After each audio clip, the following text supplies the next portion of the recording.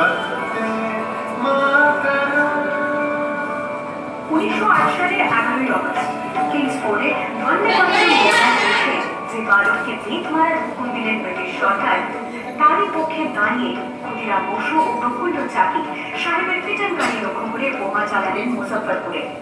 সাহেব নিহত হলেন না, তবু নাবালক ক্ষুদিরামকে ফাঁসির হুকুম দেওয়া হল।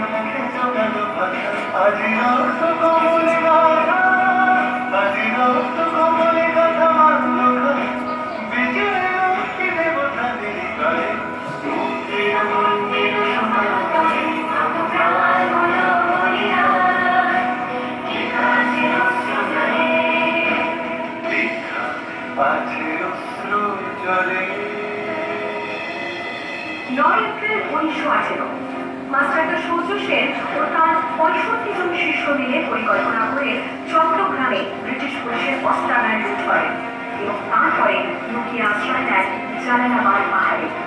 এই 4 দিন পর ব্রিটিশ বাহিনী খুঁজে বার করে মাস্টারদা ও তার সঙ্গীদের। সেদিনের অস্ত্র সূর্য ছিল সূর্য সেনের রক্তে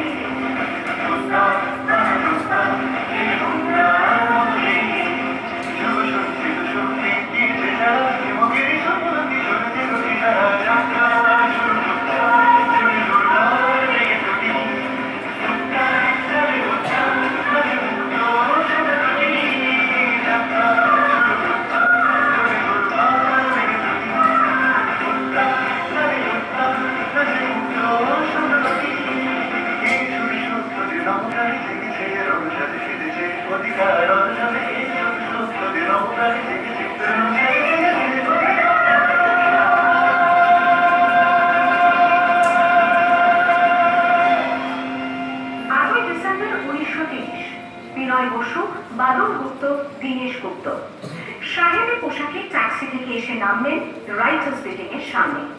সোজা উঠে গেলেন দোতলায়। সামনে সিমসনের ঘর। দ্বাররক্ষীকে ঠেলে ঢুকে গেলেন ভেতরে। বন্দুকের আওয়াজে গর্জে উঠল রাইটার্স। লুটিয়ে পড়লেন সিমসন। এরপর রাইটার্স বিল্ডিং এর অনেক লোক বারবার গর্জে উঠল বিপ্লবীদের গুলির শব্দে। তারপর টেগার্ড সাহেব তার বাহিনী নিয়ে ঘিরে ফেললেন বিনয়, বাদল, দীনেশ।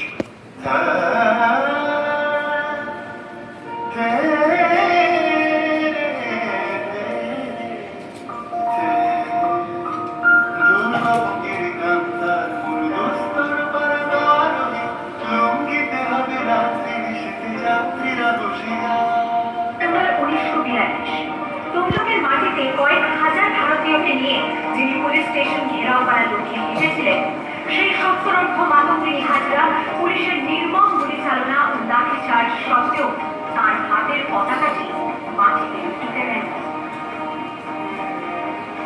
আর ঠিক তার পরের বছর 1943-এর 30শে ডিসেম্বর জাপান সরকারের অধীনে থাকা আন্দামান দ্বীপ সেতু হস্তান্তর করা হল ইন্ডিয়ান ন্যাশনাল আর্মিকে। কোর্টইয়ার্ডের মাঝে তিরঙ্গা পতাকা তুললেন সুভাষচন্দ্র। এটাই স্বাধীন ভারতের মাটিতে প্রথম তেরঙ্গা ঝান্ডা। আইএনএর commander in chief Subhashchandra Bose হলেন ভারত যাকে স্বীকৃতি দিয়েছিল 18টি দেশ।